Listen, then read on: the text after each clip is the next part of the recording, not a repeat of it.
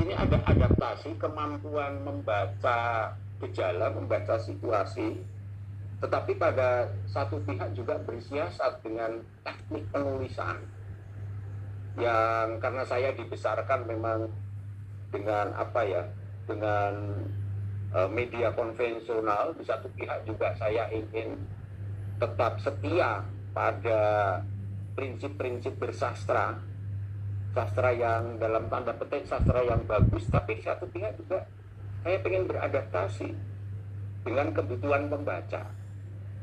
Jadi begitu mengenai pengalaman saya bersiasat. Ya saya syukurlah meskipun saya ketinggalan zaman dari segi teknologi, saya masih bisa beradaptasi dan tetap bisa mendapatkan banyak inspirasi melalui platform digital. Nah, karena pandemi pada tanggal 25 April, ini saya catat tanggalnya, saya mendirikan akun Instagram saya sendiri gitu. Itu kalau bukan pandemi itu saya tidak akan membuat itu. Awalnya kan karena ada beberapa pihak meminta saya, mengajak saya untuk bincang-bincang melalui Instagram. Nah, saya belum punya akun, ya saya harus bikin. Nah, ternyata Instagram itu nyaman sekali sebetulnya kalau orang mau menggunakan untuk berkreasi atau memproduksi karya sastra. Lebih nyaman dibanding Twitter. Tetapi saya masih hati-hati. Saya pernah bikin tes, memposting puisi baru sesekali ya. Nah, sekarang saya posting 1 jam kemudian sudah beredar kemana-mana. Dan bukan hanya beredar, juga diambil orang untuk dijadikan konten platform mereka sendiri. Makanya saya berhati-hati. Nah, kalau begitu nanti kalau saya menerbitkan bukunya tidak laku. Mereka ya sudah, mereka ambil saja dari akun saja, kan mudah sekali.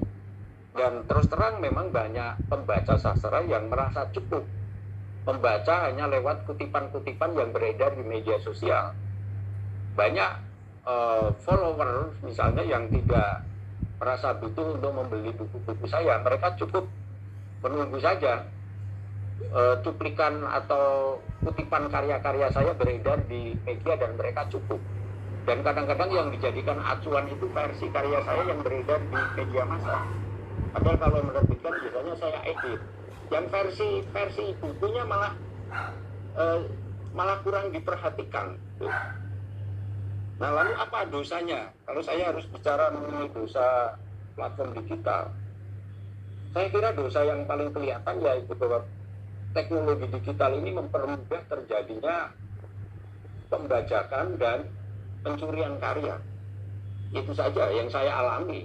Saya mengalami, misalnya puisi saya dikutip, dipakai orang untuk tujuan komersial tanpa mencantumkan nama penulisnya, apalagi izin, apalagi memberi kompensasi.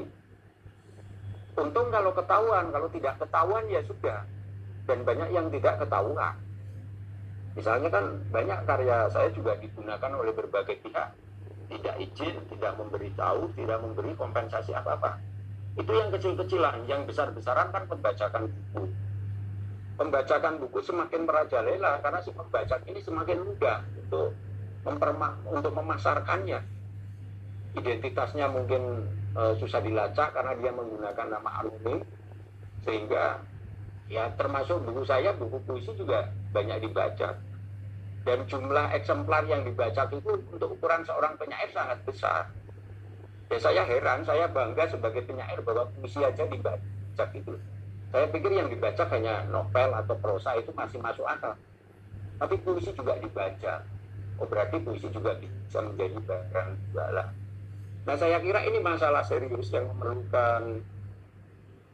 memerlukan kerjasama berbagai pihak untuk melindungi karya sastra dari tindak pembajakan dan pencurian atau pemanfaatan konten untuk tujuan-tujuan komersial yang bukan hanya merugikan penulis tapi juga penerbit.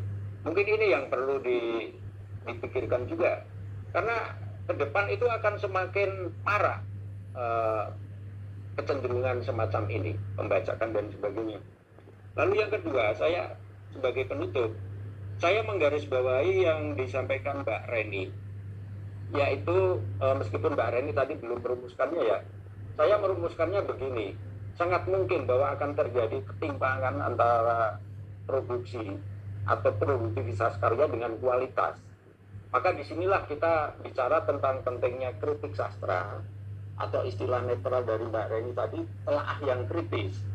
Dan saya ikut berharap mudah-mudahan platform digital yang semakin berkembang ini juga memberikan ruang untuk mempublikasikan atau mengakomodasi telaah-telaah yang sifatnya kritis. Karena kritik ini kan tugas utamanya memberi masukan kepada, pertama kepada publik pembaca, dua juga kepada penulis. Melalui telaah yang sifatnya kritis dan inspiratif, seorang pembaca akan dibantu untuk menyelami lebih dalam dan lebih cermat karya yang dibacanya. Penulis juga bisa mendapatkan masukan tentang bagaimana sebetulnya karyanya bisa ditingkatkan kalau dia mendapatkan semacam evaluasi dari mata kedua atau mata ketiga, bahwa sebetulnya sebuah karya ini bisa semakin bagus, semakin maksimal hasilnya kalau ada pandangan dari luar. Karena ketika seorang penulis menulis kan dia menyatu, tidak berjarak dengan karyanya. Nah, karena tidak ada jarak dengan karya, seorang penulis sering tidak bisa melihat dengan jernih kelemahan-kelemahan karyanya. Menurut saya perlunya platform digital yang mengakomodasi telaah kritis atau review yang mendalam itu sangat penting supaya produktivitas dan kualitas itu bisa berjalan beriringan. Ini dalam konteks sastra. Nah, tadi Mbak Reni telah menyebutkan beberapa web misalnya atau majalah online, majalah digital. Tetapi saya kira kita memerlukan lebih banyak lagi kritik atau telaah kritis dari berbagai kalangan. Kalau pada zaman dulu di era media konvensional, kita memiliki figur-figur tokoh tertentu sebagai kritikus atau lembaga tertentu. Saya pikir di era sekarang ini kita sulit mengharapkan hal itu terjadi karena situasinya lebih terbuka. Akan lebih demokratis apabila kita justru membantu pembaca supaya mereka menjadi pembaca-pembaca yang kritis juga, yang bisa memberikan masukan kepada penulis, penerbit, dan juga kepada